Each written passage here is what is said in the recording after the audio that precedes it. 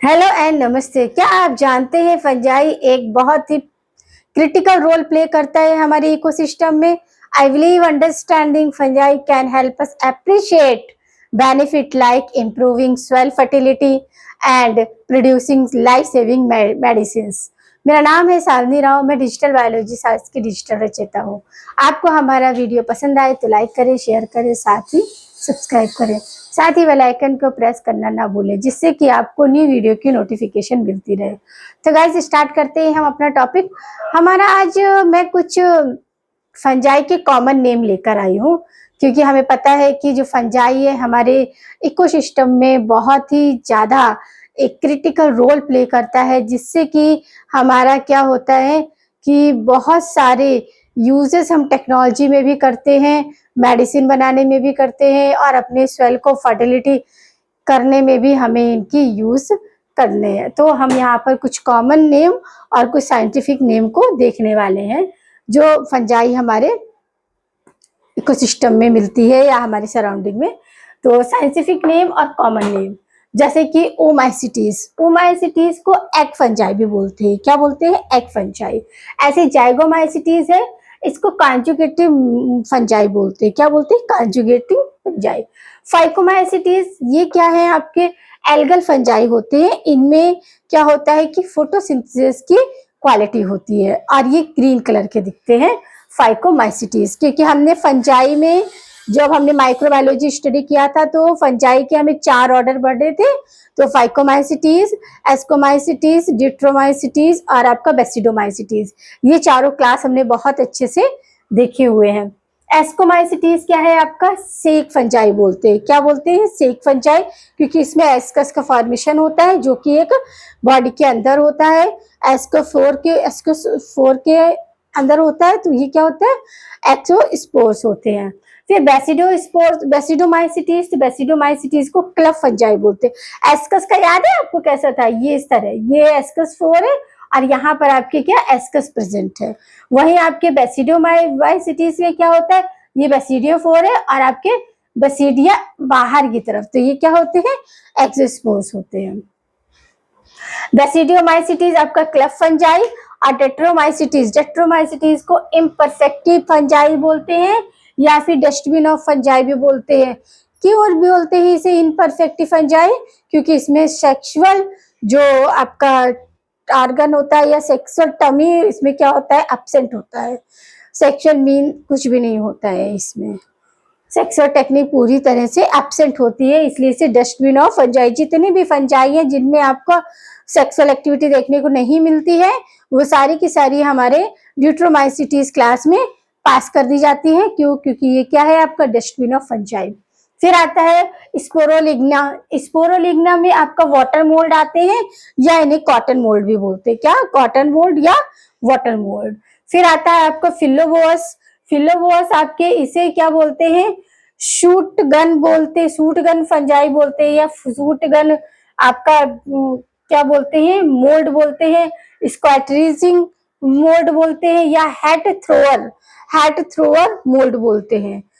जहां पर आपका गिनिया यस आ गया तो यहाँ पर क्या हो जाता है? मोल्ड हो जाते हैं। यहाँ पर क्लास नहीं है ये, तो ये क्या है? आपके अपने आप में ऑर्डर है, इसके लिए ये क्या हो जाते हैं? मोल्ड हो जाते हैं। राइजोपस आपका क्या है? ब्रेड मोल्ड या ब्लैक मोल्ड बोलते हैं। किसको? राइजोपस को। और आपका म्यूकर को डग मोल्ड बोलते हैं। क्या बोलते हैं? डग मोल्ड। और आपका ईस्ट क्या है? सेक्रोमाइसिटीज है। अब ये इसको ब्रेकर ईस्ट और ब्रेकर क्योंकि ब्रेड वगैरह बनाने में इसे यूज करते हैं, इसलिए इसे ब्रेकर ईस्ट बोलते हैं। और ब्रेवर ईस्ट भी बोलते हैं। अल्कोहल बनाने में भी फ्रेगमेंटेशन के लिए सैक्रोमाइसिटीज का यूज करते हैं। तो यहाँ समझ आया है कि कैसे कॉमन नेम है और आपके साइंटिफिक नेम है। आपका ईस्ट है तो ईस्ट का अदर नेम आपका ब्रेवर्स भी बोल सकते हैं, ब्रेवर्स ईस्ट या ब्रेकर ईस्ट। क्यों? क्योंकि ये ब्रेड बनाने और अल्कोहल दोनों के फ्रेगमेंटेशन में हेल्प होती है। इसी तरह आपका बेसिडोमाइसिटीज है तो इसका अदर नेम क्या है? क्लब फंजाई है। और आपको डेट्रोमाइसिटीज को याद रखना है। डेट्रोमाइसिटीज क्यों फेमस है? क्योंकि ये इम्परफेक्ट फंजाई होता है, यह डस्टबिन ऑफ फंजाई है। क्यों है? क्योंकि इसमें सेक्सुअलिज्म क्या होता है? पूरी तरह से एब्सेंट होता है, या सेक्सुअल ऑर्गन एब्सेंट होते हैं। वहीं आपका क्या है?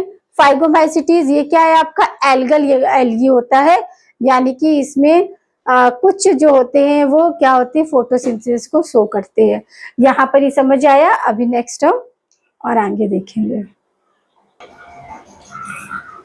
अब पेंसिलिन को क्या बोलते हैं? ब्लू मोल्ड या ग्रीन मोल्ड बोलते हैं, ब्लू या ग्रीन मोल्ड। अगर एस्परजिलस को ब्लैक स्मोकी मोल्ड बोलते हैं, क्या बोलते हैं? Black smoky mould. न्यूरोस्पोरा को पिंक मोल्ड या रेड मोल्ड बोलते हैं।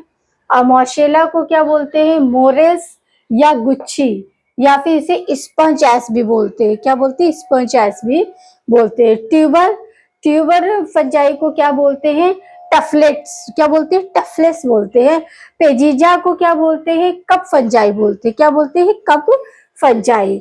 और आपका क्लेविस परपोरिया को इर्गॉट फंजाई या हॉली फायर फंजाई बोलते हैं। क्या बोलते हैं? हॉली फायर फंजाई या फिर इर्गॉट फंजाई बोलते हैं। आप मोनासेस परप्यूरिया को राइस मोल्ड बोलते हैं। क्या बोलते हैं? Rice mould. अब एमनियोटा फिलोइड्स को क्या बोलते हैं? डेथ चेयर या डेथ कप बोलते हैं, या सीजर मशरूम बोलते हैं। इसके बारे में मतलब है कि मतलब सीजर मशरूम यानी कि ये जिसको किल किया गया था, जिस पर्सन को, तो ये मशरूम खिला दिया गया था तो वो अपने चेयर पे ही बैठा रह गया था, इसलिए इसे डेथ चेयर या डेथ कप या फिर सीजर मशरूम बोलते हैं। फिर एमनियोटा इनकैरिया को क्या बोलते हैं? फ्लाइंग एग्रिकस या फिर आपका पिल्ली लोएटा बोलते हैं, या फिर गिल फंजाई या फेरी रिंग फंजाई भी बोलते हैं। क्या? गिल फंजाई या फेरी रिंग या पिस्लोएटा, और आपका फ्लाई एगैरिकस बोलते हैं। फिर आपका होगा एगैरिकस विस्पोरम को क्या बोलते हैं? Cultivating mushroom. इनका बहुत खेती किया जाता है। मशरूम बहुत ही कम टाइम में ग्रो हो जाता है और इसे मतलब सरफेस एरिया में भी करने के लिए आप इसे रूम टेम्परेचर पर भी ग्रो कर सकते हैं। फिर आपका एगैरिकस कंप्रेटाइटिस ये क्या है आपका? फील्ड मशरूम या व्हाइट बटन मशरूम।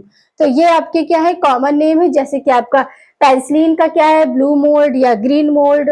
एस्परजिलस का क्या है? Black smoky mould. और आपका न्यूरोस्पोरा का पिंक मोल्ड या रेड मोल्ड। और मोशेला का क्या है? मोरेस गुच्छी या फिर आपका स्पॉन्जेस भी बोलते हैं। और आपका ट्यूबर को टफलेट्स बोलते हैं। पेजिजा को कप फंजाई बोलते हैं। और क्लेविस परपोरिया को एर्गॉट फंजाई या हॉली फायर फंजाई भी हम कहते हैं। फिर है मैनोकस परपोशा, इसे बोलते हैं राइस मोल्ड। समझ गए? Rice mould. और आपका एमियोटा फिलोइड, इसको क्या बोलते हैं? डेथ चेयर या डेथ कप या सीजर मशरूम बोलते हैं। एमियोटा इनाइकेरना को क्या बोलते हैं? फ्लाइंग एगैरिकस या फिर पिल्लेस्लोएटा। और आपका गिल फंजाई या फेरी फंजाई बोलते हैं। एगैरिकस विप्रोसम को आपका कल्टीवेटिव मशरूम बोलते हैं। आपका क्या एग्रीकल्चर में यूज करते हैं, कल्टीवेट में इसे यूज करते हैं। फिर एग्रीकस कंप्रेसिस, इसे क्या बोलते हैं? फील्ड मशरूम या फिर आपका व्हाइट मटन मशरूम बोलते हैं। तो ये हमारे कुछ कॉमन नेम थे। किसके? आपके ईस्ट के कॉमन नेम है। जैसे आपको डिट्रोमाइसिटीज को क्या बोला था? डिट्रोमाइसिटीज को हमने बोला था डस्टबिन ऑफ फंजाई। एस्कोमाइसिटीज को क्या बोला था? एस्कोमाइसिटीज को क्लब फंजाई बोला था। तो अदर नेम से भी आ सकते हैं, इसलिए आपको इन्हें याद रखना है। इसके नॉर्मल नेम से और आपको कॉमन और साइंटिफिक दोनों नेम से क्वेश्चन बन सकते हैं। जैसे ब्लैक मोड बोलेंगे तो आपको याद आना चाहिए कि ब्लैक मोड किसके लिए यूज होता है। रेड मोड बोलेंगे तो भी आपको एगैरिकस किसके? एस्परजिलस के लिए यूज हो रहा है। तो आपको इस तरह कॉमन नेम भी ये कैसे याद करने? लिख के याद करने। आप जितना ज्यादा लिखेंगे उतना ही ये कंफ्यूज नहीं करेंगे आपको, क्योंकि आपने एक बार रीड कर लिया और फिर आप क्वेश्चन लगाने लग पड़े तो आप कंफ्यूज हो जाओगे। इसलिए इनको बेटर कोई भी शॉर्ट ट्रिक नहीं है, इसका एक ही ट्रिक है कि इसको याद करिए, लिखिए, याद करिए, रिवीजन करिए, और इसके बाद आपको इसमें परफेक्ट आप क्वेश्चन का आंसर दे पाओगे। जब तक आपने पर्टिकुलर लिख के याद नहीं किया है, ये चीजें कंफ्यूज करेंगी आपको, क्योंकि छोटा छोटा स्पेल का मिस्टेक है और कहीं आई है और आपका क्या है? क्लब मॉस है, कप मॉस है। तो ये आपको क्या करना है? याद करना है, लिखना है, याद। यही इसका एक ट्रिक है। रिवीजन सबसे बेस्ट पॉलिसी होती है अपने रिजल्ट को बनाने के लिए।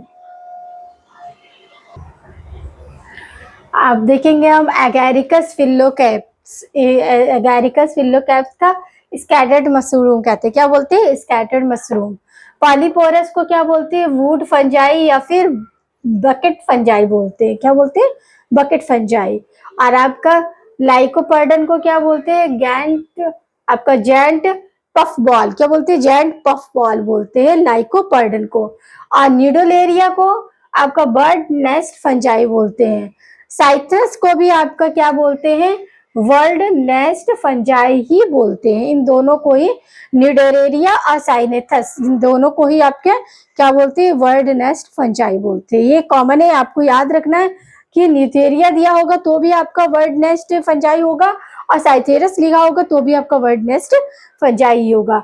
हाइडम को क्या बोलते हैं? टूथ फंजाई बोलते हैं। क्या बोलते हैं? Tooth fungi.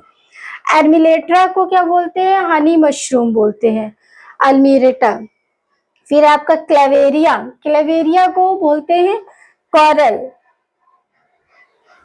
हनी मशरूम। हाँ, क्लेवस को कोरल मशरूम बोलते हैं। क्या बोलते हैं? Coral mushroom. और ल्यूटस, ल्यूटस को क्या बोलते हैं? ऑयस्टर बोलते हैं। न्यूरोस्पोरेसा क्रेसा, न्यूरोस्पोर क्रेसा को क्या बोलते हैं? ड्रोसोफिला और प्लांट किंगडम। इसी तरह हमने बताया था एम्फीबियन और प्लांट किंगडम किसे बोलते हैं? ब्रायोफाइट्स को बोलते हैं। और रेप्टाइल्स और प्लांट किंगडम किसे बोलते हैं? टाइटोफाइटा को बोलते हैं। ये सब आपको याद रखना है, क्योंकि कभी कभी टाइटोफाइटा ना देके आपको रेप्टाइल्स ऑफ प्लांट किंगडम लिख देंगे, find out reptiles of plant kingdom, या फिर आपका एम्फीबियन ऑफ प्लांट किंगडम। तब आपको क्या करना है? याद रखना है कि ब्रायोफाइट्स को हम एम्फीबियन ऑफ प्लांट किंगडम भी कहते हैं। तो न्यूरोस्पोरा क्रेसा को क्या बोलते हैं? Drosophila of plant kingdom. इसी तरह एस्परजिलस नागर, जिसे क्या बोलते हैं? Weed of laboratory. लेबोरेटरी में बहुत यूज करते हैं हम इसको, कोई भी एक्सपेरिमेंट करने के लिए, क्योंकि हमें पता है फंजाई का हमारे इकोनॉमिक इम्पोर्टेंट आपके लेबोरेटरी फील्ड यानी कि मेडिसिन फील्ड में बहुत ज्यादा है। मेडिसिन में और आपका सेल फर्टिलिटी में भी हम इनको यूज करते हैं। और आपका ईस्ट का तो आपका क्या है? ब्रेड बनाने में भी, यानी कि बेकरी वगैरह, बेकरी इंडस्ट्री में भी हम बहुत ज्यादा मैन्युफैक्चर करते हैं। किसको? सैक्रोमाइसिटीज को, बेकरी में, अल्कोहल इंडस्ट्री में, ऐसे। एस्परजिलस फ्लेवियस, एस्परजिलस फ्लेवियस क्या है? गोइना पिग ऑफ प्लांट किंगडम। क्या है? गोइना पिग ऑफ प्लांट किंगडम। तो ये आपके क्या थे? कुछ कॉमन नेम थे जो कि आपके फंजाई के साइंटिफिक नेम से हमने आपको लिस्ट बना के दे दिया। कुछ आपके कितने 42 43 नेम है, ये आप करेंगे तो आपको कॉम्पिटिटिव एग्जाम में इससे बाहर कहीं नहीं होगा आपका। तो आप 11 से ही फोकस हो जाओ आप अपने कि आपको आगे क्या करना है। कॉम्पिटिटिव एग्जाम, मेडिकल से रिलेटेड किसी भी तरीके के एग्जाम होते हैं ना, उसमें फंजाई से कुछ ना कुछ पूछ ही लेते हैं। इकोनॉमिक इम्पोर्टेंट ज्यादा हाई होता है ना, इसकी वजह से एल्गी से आपका economic important of algae, fungi, इन सब से क्वेश्चन आपके मेडिकल से रिलेटेड जितने भी कॉम्पिटिटिव एग्जाम होते हैं उन सभी में बनते हैं। और इसी तरह के बनते हैं कि कॉमन नेम ये है तो साइंटिफिक नेम क्या है। तो कुछ चीजों को, जैसे कि क्लास है हमारा फंजाई की, 4 क्लास हमें पढ़ने हैं। एस्कोमाइसिटीज, फाइकोमाइसिटीज, फाइकोमाइसिटीज क्या? एल्गल फंजाई है। एस्कोमाइसिटीज क्या है? आपका क्लब फंजाई है। और आपका बेसिडोमाइसिटीज, उसको क्या बोलते हैं? Cup fungi. और आपका ड्यूट्रोमाइसिटीज इम्परफेक्ट फंजाई या फिर डिस्ट्रिन ऑफ फंजाई। तो इस तरह आप याद रखोगे। तो जैसे न्यूरोस्पोरस क्या? न्यूरोस्पोरा क्रेसा, ये क्या है? आपका Drosophila of plant kingdom. Bryophytes क्या है? आपके एम्फीबियन ऑफ प्लांट किंगडम है। टाइटोफाइट्स क्या है? रेप्टाइल्स ऑफ प्लांट किंगडम है। तो ऐसी कुछ चीजें आप अपना ट्रिक बना लीजिए, क्योंकि आप देखिए ज्यादा चीजों को पढ़ोगे तभी आपको इंटरेस्ट होगा, और इंटरेस्ट होगा तो आप अपने से भी कोई ट्रिक बना सकते हो। जरूरी नहीं कि आपको इतना सब कुछ, या अगर आपने अच्छे से ट्रिक बना ली तो वो आप, क्योंकि ट्रिक क्या होती है? सेल्फ स्टडी के दौरान ही बनती है। किसी टीचर वगैरह का आपने लर्न कर लिया वो भी, बट आप अपने से इंटरेस्ट लेके, क्योंकि ऐसा होता है ना जब हम स्टडी करने बैठते हैं तो हमारा कुछ ऐसा पोर्शन होता है जो हमें पढ़ने में बहुत अच्छा लगता है। तो जो पढ़ने में अच्छा लगता है हम उसको बार बार रिवाइज करते हैं। क्यों? क्योंकि हमें उसे पढ़ने में इंटरेस्ट आता है। और वहीं कुछ ऐसा पोर्शन होता है जिसे हम क्या करते हैं, केवल इतने इस पोर्शन से 4 मार्क का आ रहा है, इस पोर्शन से 5 मार्क का आ रहा है, केवल हम वो काउंट करते हैं कि कितने मार्क को ये वेटेज दे रहा है, और उसे पढ़ते हैं हम इंटरेस्ट लेके नहीं। तो ऐसा नहीं, हमारा एग्जाम जो है, पेपर है, वो जिसमें आपको इंटरेस्ट है उसी पोर्शन से बने। कभी कभी उस पोर्शन से भी बनता है, बल्कि अक्सर ऐसा ही बनता है कि जो पोर्शन हम ज्यादा अच्छे से नहीं पढ़ते हैं उसी से हमें क्वेश्चन ज्यादा मिलता है। तो कोशिश करें पहले से ही, क्योंकि आप 11th स्टैंडर्ड में हैं, पहले से ही कोशिश करें कि ऐसा पोर्शन ही न बन पाए जिसे आप कम टाइम दें। सभी पोर्शन को आप इक्विवेलेंट दीजिए। जैसे एनिमल किंगडम है, कुछ बच्चे एनिमल किंगडम बहुत अच्छे से पढ़ते हैं, प्लांट किंगडम उन्हें समझ नहीं आता है। बल्कि आपका जो देखें तो आपका 12th स्टैंडर्ड में भी और नीट में भी प्लांट किंगडम का वेटेज एनिमल किंगडम से ज्यादा है, मगर फिर भी लोगों को प्लांट किंगडम ज्यादा समझ में नहीं आता है। बच्चों को एनिमल किंगडम समझ में आता है। और कुछ ऐसे होते हैं जिन्हें दोनों ही किंगडम, फिर वो क्या करते हैं, फिजियोलॉजी को टच नहीं करते हैं। तो मेरे कहने का मतलब है कि बायोलॉजी आपको इतना वेरिएशन देता है, डिफरेंट डिफरेंट टॉपिक है, तो आप उसको इंटरेस्ट लेके देखिए। क्योंकि अब जैसे ये है इकोनॉमिक, पॉटेट ऑफ एल्गी है, फंजाई है, लाइकेन है, तो इन सबको तो आपको रोट लर्निंग करनी है, इसमें कोई ट्रिक नहीं चलेगा। इकोलॉजी है, तो इसमें कुछ ऐसे कंसेप्ट है कि आपको याद ही करने हैं, वो रोट लर्निंग के नहीं है। हाँ, समझने वाला आपका फिजियोलॉजी है, आपका किंगडम है, प्लांट किंगडम, एनिमल की अच्छी खासी टॉपिक है और अच्छा खासा वेटेज भी होता है इनका। तो इस पे ही फोकस करेंगे तो आपका काफी कुछ क्लियर भी हो जाएगा और काफी पोर्शन आपका तैयार भी हो जाएगा।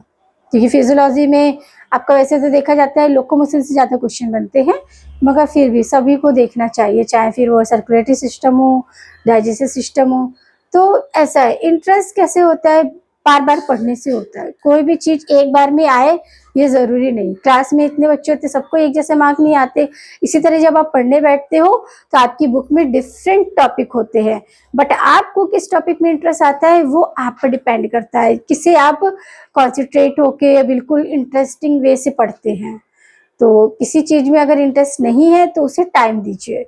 आप टाइम देंगे तो टाइम देने से हर चीज में इंटरेस्ट पैदा किया जा सकता है।